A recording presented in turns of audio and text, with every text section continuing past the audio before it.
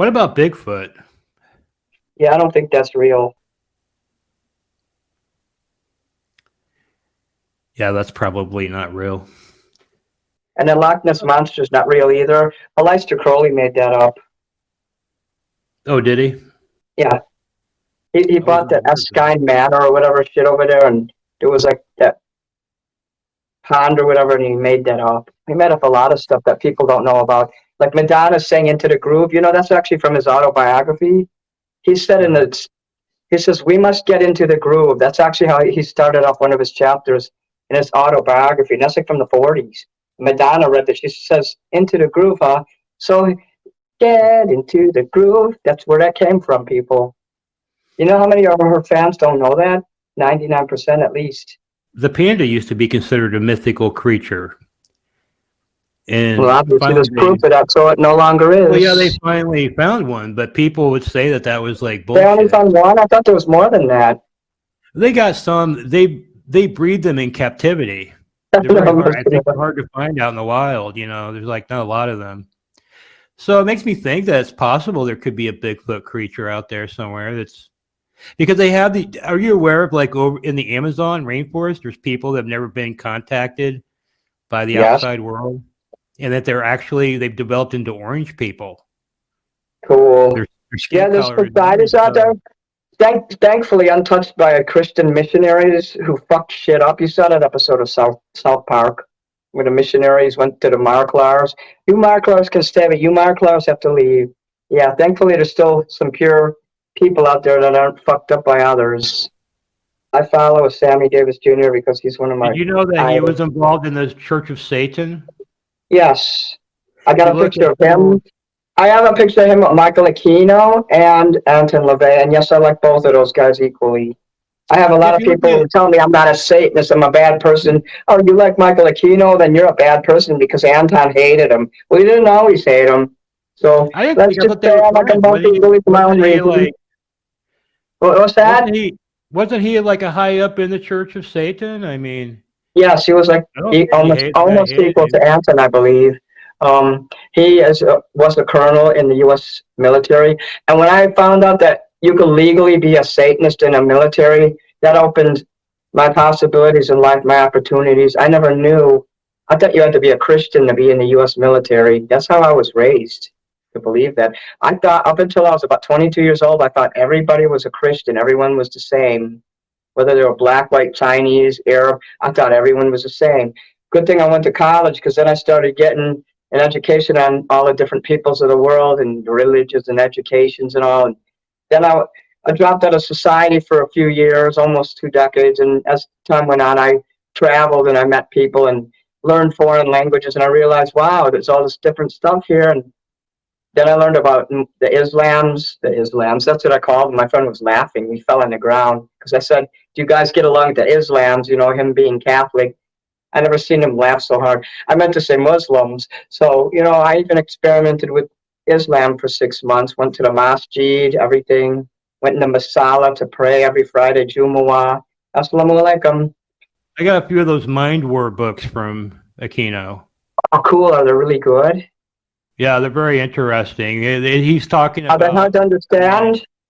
They're not hard to understand as scholarly, are they? Like really scholarly talk? It's like, I mean, it's straight up like reading anything Aquino has written.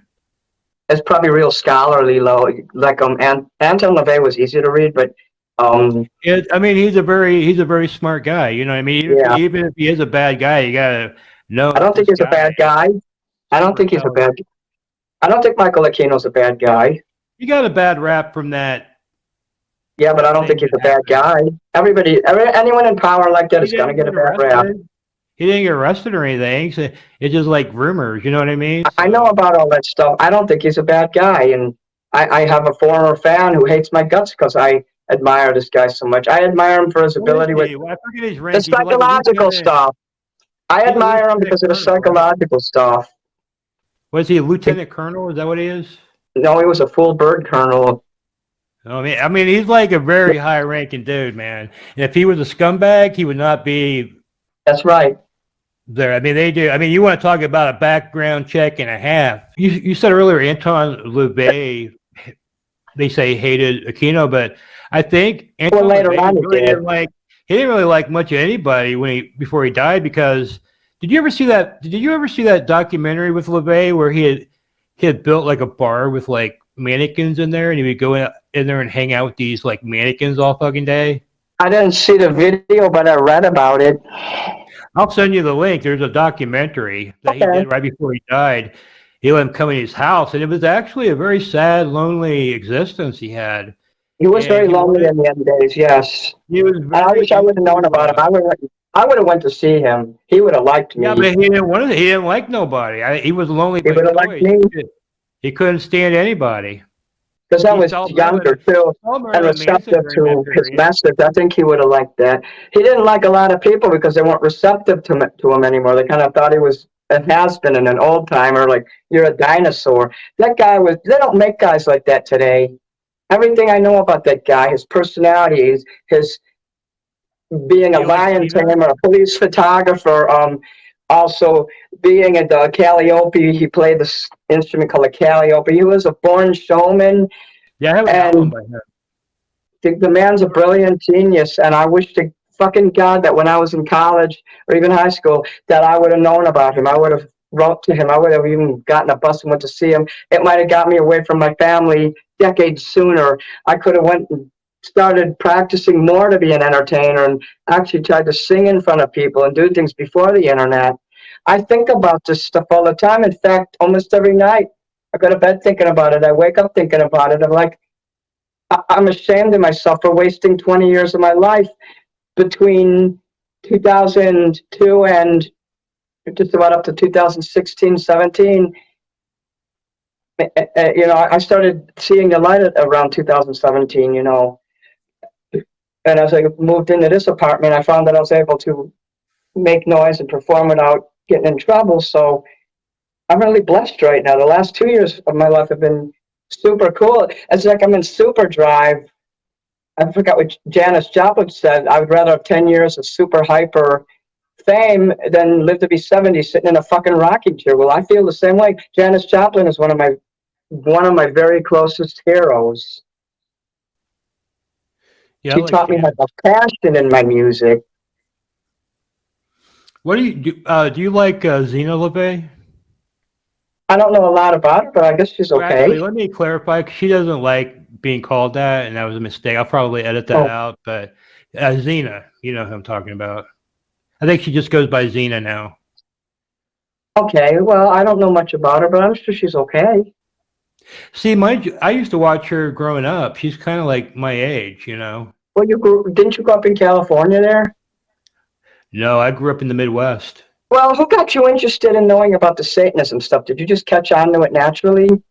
You know, actually, my uncle had the Satanic Bible, and Lucky, also the only Bible I knew about was the King James version, and that's the only book I was really allowed to read growing up. I did not have the freedom that everyone I else had. read the Satanic Bible when I was like 9 years old.